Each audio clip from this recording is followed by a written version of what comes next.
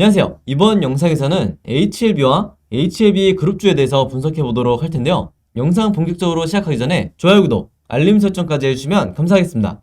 자, 여러분 벌써 금요일이네요. 이제 한 주가 끝나가고 있고 아직 장중인데 특히 오늘 크리스마스 이브인데도 이 영상 봐주시는 모든 분들에게 진심으로 감사드린다고 다시 한번 제가 말씀을 드리고요.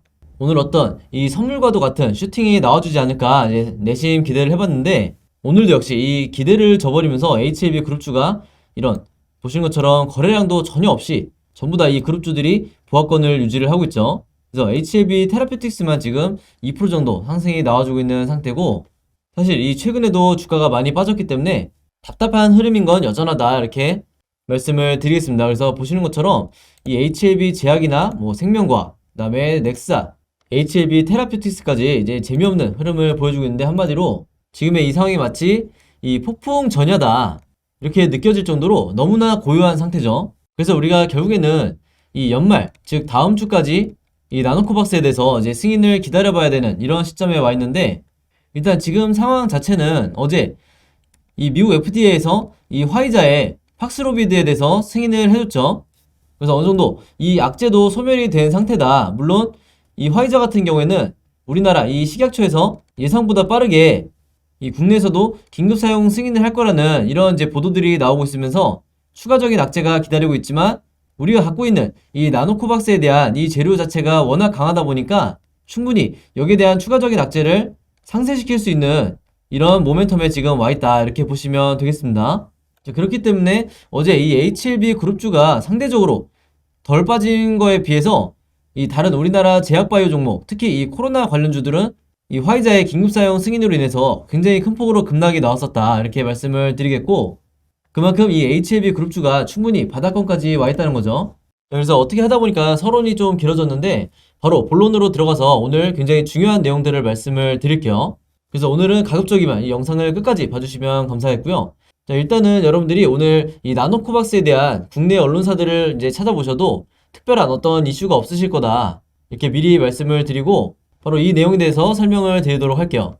자, 여기 보시면 바로 오늘이죠. 12월 24일 날 나온 최신 보도고, 여기 보시면 이 베트남에서 내년 1분기까지 이 백신에 대해서 3차 접종까지 완료를 하기로 했어요. 그러면서 여기 보시는 것처럼 이 2차 접종은 연내에 완료를 하겠다 이제 이렇게 나와 있는데, 그럼 우리가 그냥 그렇구나 하고 넘어가는 게 아니라 이게 어떤 의미를 갖고 있느냐, 베트남 현지에서 그리고 베트남 보건부 입장에서 어떤 의도를 갖고 있느냐, 여기에 대해서 우리가 살펴봐야 될 텐데, 제가 지난 12월 초부터 계속해서 뭐라고 말씀을 드렸죠? 아마 영상 계속해서 꾸준히 보신 분들은 아실 텐데, 이 베트남의 현재 상황이 백신 수급에 있어서 굉장히 이 곤란을 겪고 있는 상황이다. 그래서 최근까지도 이 다른 여러 국가들에서 무상으로 이 백신을 지급을 받고 있을 정도로 백신 확보에 어려움을 겪고 있는 대표적인 나라 중에 하나가 바로 이 베트남인데, 이런 베트남에서 내년 1분기까지, 즉 내년 3월달 안에 이 3차 접종까지 완료를 하기로 했다는 것은 뭐냐면,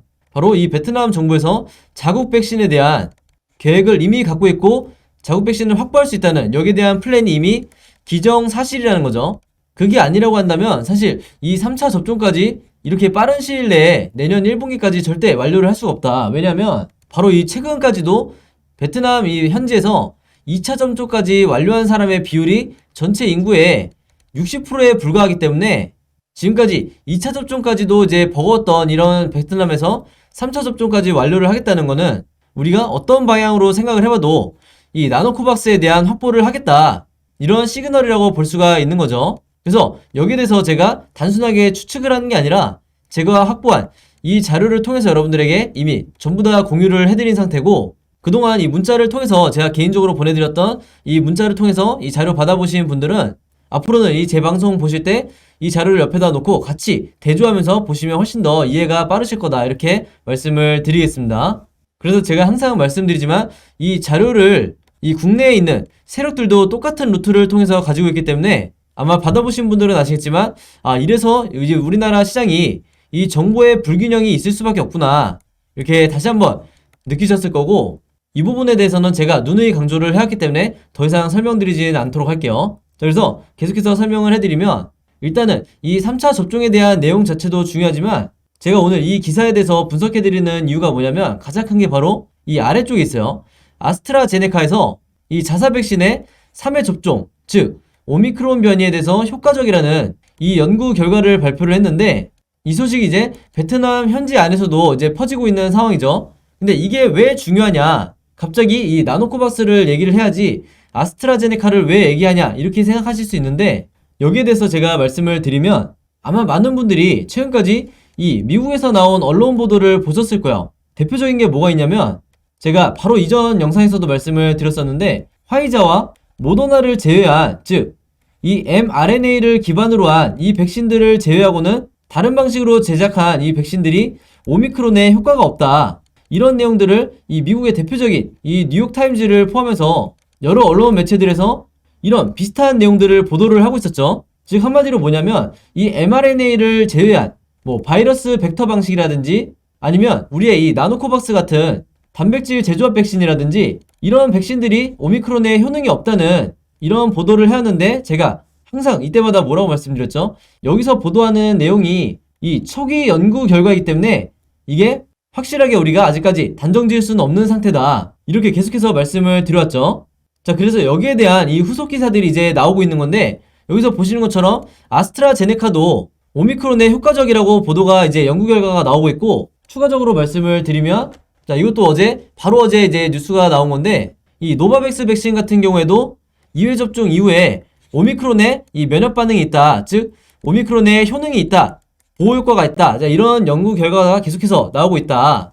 지금 이런 상황인데 이게 의미가 있는 게 뭐냐면요. 노바백스는 나노코박스 같은 똑같은 이 단백질 재조합 백신이다. 여기까지 이미 여러분들이 많이 아실 텐데 바로 이런 점 때문에 제가 이 여러분들에게 나노코박스에 대해서 불필요하게 이 공포에 빠지지 마시고 진짜 이 나노코박스가 모더나 화이자와 다르게 오미크론에 효능이 없나?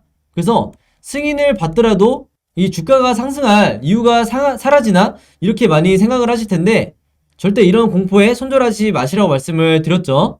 그래서 제가 다시 한번 강조를 드리지만 이 미국 언론이나 혹은 이 영국 쪽에서 나오는 이런 내용들은 여러분들이 한 번쯤 내가 미리 이 필터링을 해서 정확한 이 팩트 체크를 해봐야 된다.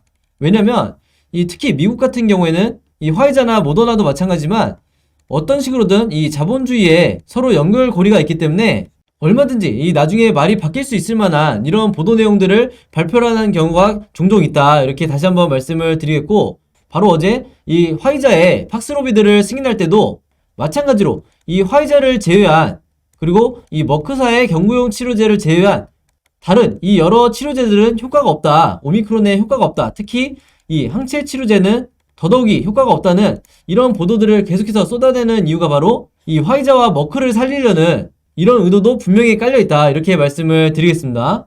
그래서 항상 여러분들이 이 최종 연구 결과가 발표가 되기 전까지는 항상 이 가능성을 열어놔라. 이렇게 다시 한번 제가 강조를 드리는 거고 그 다음에 제가 오늘 영상에서 이제 가장 중요한 부분이 이제 바로 이건데요. 바로 이제 제가 공유해드린 이 자료에도 나와있지만 이제 내년 1월에 이 JP모건 헬스케어의 이 컨퍼런스가 얼마 남지 않았죠. 정확히는 이제 1월 10일부터 1월 13일까지 이 4일간 진행하게 되는데 바로 이 전 세계적으로 가장 유명한 이 제약바이오 행사인 이 JP모건 헬스케어 컨퍼런스에 이 HLB가 어떤 식으로 이 메시지를 던질지 여기에 이 리보세라닙이 어떤 식으로 주목을 받을지 여기에 대해서 지금 굉장히 기대감이 쌓여있는 상태다. 그리고 이번에는 이 리보세라닙 뿐만 아니라 아필리아도 예정이 돼 있죠. 그래서 이 두 가지가 이 2021년 올해까지는 어떻게 보면 전혀 이 주가에 영향을 미치지 못했었는데 이제 장기간의 이 세력의 매집을 끝나고 드디어 얘네들이 이 재료로서 역할을 하게 될 거다. 이렇게 말씀을 드리겠는데 여기 보시는 이 내용은 최근에 나온 기사가 아니라 바로 작년 1월 16일에 나왔던 이 뉴스를 제가 갖고 온 건데 이때도 보시면 아시겠지만 작년 1월 16일에 이 어떤 식으로 이제 HLB에서 메시지를 냈었냐면 이 JP모건 컨퍼런스에서 HLB가 항암제 신규 파이프라인을 확장하겠다. 그러면서 이 중에 드디어 이 리보세라닙에 대한 이 출시 목표도 발표했었죠. 자, 그래서 이때 당시에도 이 1월달 이후로 리보세라닙에 대한 이 기대감이 굉장히 증폭이 됐었는데 여러분들이 기억하시는 것처럼 이 1월 이후에 어떤 사건이 있었죠?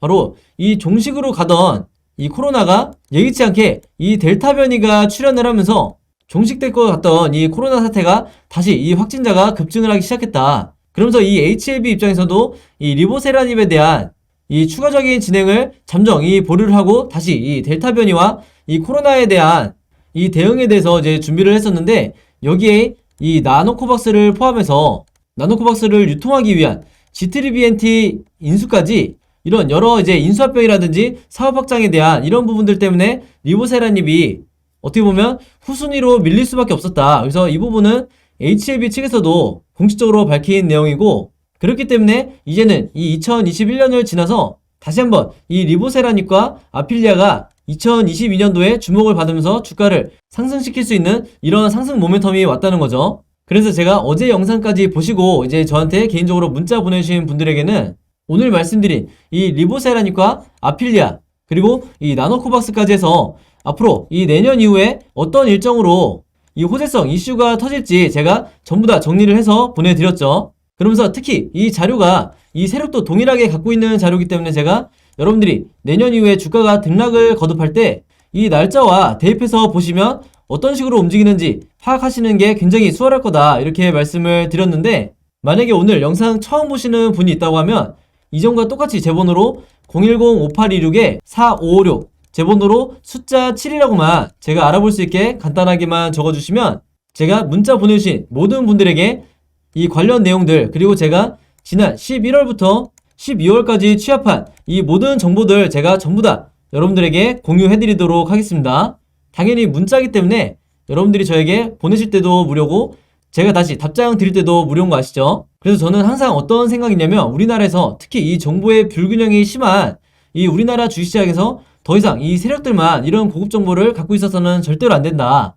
그렇기 때문에 어떻게든 많은 분들이, 특히 이 개미 투자자분들이 이런 일정별 호재 자료와 세력들이 어떤 식으로 이 시장에서 개미 털기를 진행하는지 미리 여러분들이 알고 대응을 하셔야 되기 때문에, 사실 대응이라고 할 것도 없이 정보만 알고 있다고 하면 마음 편하게 홀딩을 할 수가 있는 거죠. 그래서 이 부분 때문만이라도 여러분들이 반드시 이런 자료를 미리 갖고 있으셔야 내년 1분기까지는 마음 편하게 이 주식을 갖고 있을 수가 있다, 이렇게 말씀을 드리겠고, 혹시 여러분들 주변에 이 HLB 그룹주를 보유하시는 분들이 있다고 하면 최대한 많이 공유를 해달라, 이렇게 다시 한번 강조를 드리겠습니다. 자, 다시 말씀드리지만 제 개인 번호 이 010-5826-4556으로 숫자 7이라고만 문자 보내주시면 제가 아무리 늦어도 여러분들이 문자 보내시고 이 3시간 안에는 제가 확인을 하니까 최대한 빨리 전부 다 이 순차적으로 보내드리겠습니다. 자, 그럼 여러분 오늘 영상은 여기까지 찍기로 하고요. 저는 다음 영상으로 뵙도록 하겠습니다. 감사합니다.